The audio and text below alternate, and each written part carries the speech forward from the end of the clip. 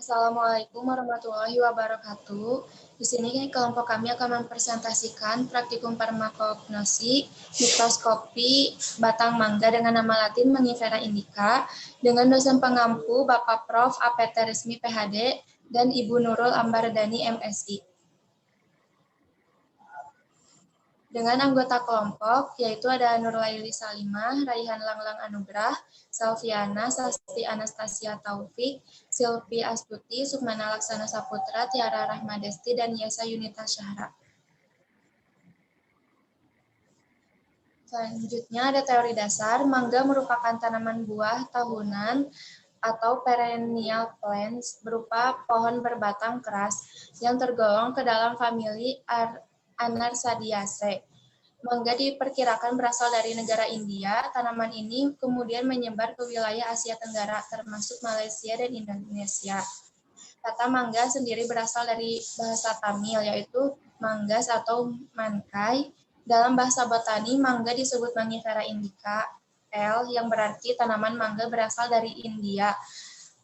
Menurut Savitri 2012, dalam taksonomi tanaman mangga diklasifikasikan sebagai berikut: Kingdom Plante, divisi Spermatophyta, kelas Dicotyledon, ordo Sapidales, famili Anarsadiaceae, genus Mangifera, dan spesies Mangifera indica L. Selanjutnya, ada pendahuluan. Pohon mangga termasuk tumbuhan tingkat tinggi yang struktur batangnya habitus, termasuk kelompok Arboreus, yaitu tumbuhan berkayu yang mempunyai tinggi batang lebih dari 5 meter. Mangga bisa mencapai tinggi 10-40 meter. Mangga tumbuh berupa pohon berbatang tegak, bercabang banyak, dan bertajuk rindang hijau sepanjang tahun. Tinggi pohon dewasa bisa mencapai 10-40 meter. Umur pohon bisa mencapai 100 tahun lebih. Morfologi pohon mangga terdiri atas akar, batang, daun, dan bunga. Mangga berakar tunggang yang bercabang-cabang. Dari cabang akar ini tumbuh cabang kecil yang ditumbuhi bulu-bulu akar yang sangat halus. Akar tunggang pohon mangga sangat panjang hingga bisa mencapai 6 meter. Pemanjangan akar tunggang akan berhenti bila mencapai permukaan air tanah.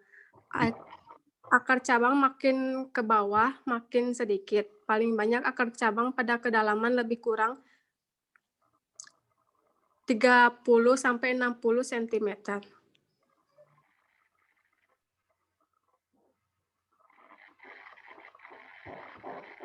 Selanjutnya untuk metode penelitian.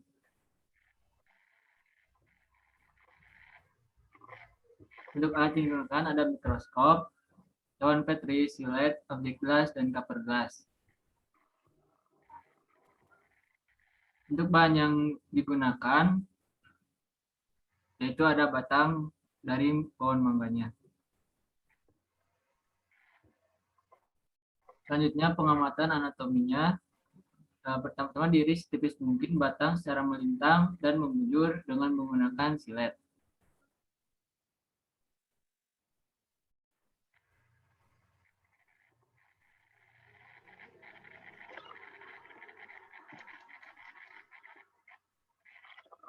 Setelah itu, setelah diperoleh hasilnya, kemudian diberikan preparat dan ditaruh di objek gelas.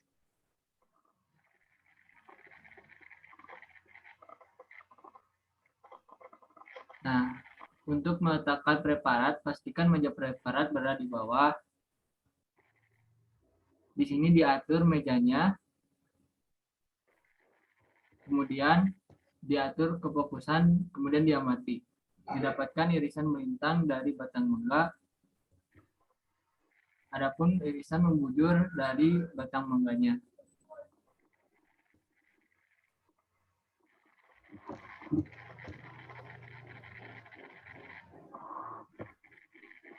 Untuk metode penelitian cukup sekian.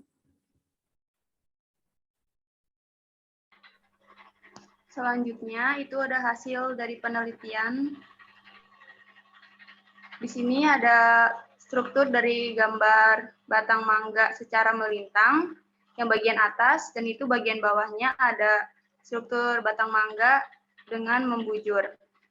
Di sini pengamatan anatominya didapatkan adanya epidermis, kambium, jaringan pengangkut, stel, dan korteks.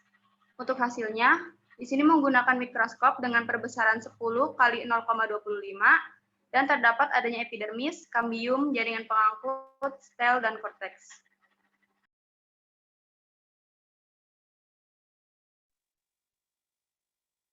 Nah, dari hasil di atas, selanjutnya kita masuk kepada pembahasan.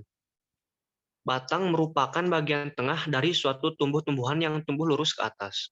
Bagian ini mengandung zat-zat kayu, sehingga tanaman mangga tumbuh tegak, keras, dan kuat. Bentuk batang mangga tegak, bercabang agak kuat, daun lebat membentuk tajuk yang indah berbentuk kubah, opal atau memanjang. Kulitnya tebal dan kasar, dengan banyak celah-celah kecil dan sisik-sisik bekas tangkai daun. Warna kulit yang sudah tua biasanya coklat keabu-abuan. Nah, fungsi batang secara anatomi adalah menyusun bagian tumbuhan yang disebut shot, mentransport zat hara, dan mendukung bagian tumbuhan lainnya. Hal ini sesuai dengan literatur Raven yang disampaikan et al. 2008 yang menyatakan bahwa batang merupakan batang berperan dalam menyangga posisi daun, melakukan fotosintesis, mentransport zat-zat mentah dan produk-produk fotosintesis primer dan sekunder yang telah selesai dibuat, dan menyimpan zat-zat makanan. Karena daun paling banyak terdapat di daerah yang jauh dari batang pohon, aliran plum pada umumnya mengarah ke batang. Nah, untuk pengamatan pada batang mangga, Mangifera indica terlihat adanya epidermis, kambium, jaringan pengangkut, stele, dan korteks. Anatomi batang itu ada, yang pertama itu ada epidermis. Jaringan epidermis pada batang memiliki ciri yang sama seperti jaringan epidermis pada akar. Misalnya sel yang tipis dan tersusun rapat serta berkutikula pada akar dan batang. Selain itu, batang memiliki kemampuan tumbuh baik secara sekunder maupun primer. Terus yang kedua itu ada korteks. Korteks pada batang meliputi dua macam jaringan, yaitu korteks luar dan korteks dalam. Selain kolenkin dan parenkin dalam adalah penyusun korteks luar. Korteks dalam hanya disusun dari sel-sel parenkin saja. Terus untuk stele, pada tumbuhan dikotil, stele terletak di sebelah dan dalam korteks dan sebelah dalam endodermis, dan terdapat berkas pengangkut. Pada berkas pengangkut ini terdapat xilem dan floem.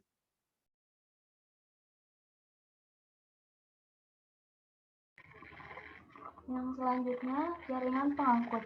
Berkas pengangkut pada batang monokotil merupakan berkas yang terpisah-pisah dan memiliki tipe kolateral tertutup. Seringkali dikelilingi oleh sklerenkima sehingga disebut kolateral tertutup fibrovaskuler.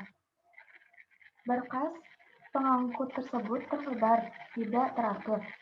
Berkas pengangkut pada dikotil ada yang berupa berkas terpisah-pisah tapi tersusun dalam satu lingkaran atau membentuk satu lingkaran utuh. Di antara floem dan xilem ditemukan kambium. Kambium yang terdapat di dalam berkas pengangkut dinamakan kambium fasikular. Di antara berkas pengangkut yang satu dengan yang lain, kambiumnya saling berhubungan. Kambium yang menghubungkan dua berkas pengangkut dinamakan kambium interfasikular. Ya, kesimpulan. Setelah dilakukan pengamatan, batang mangga memiliki beberapa organ seperti epidermis, kambium, jaringan pengangkut, stel, dan korteks. Berikut referensi dari teori dan video. Sekian presentasi dari kami. Semoga ilmunya bermanfaat. Wassalamualaikum warahmatullahi wabarakatuh.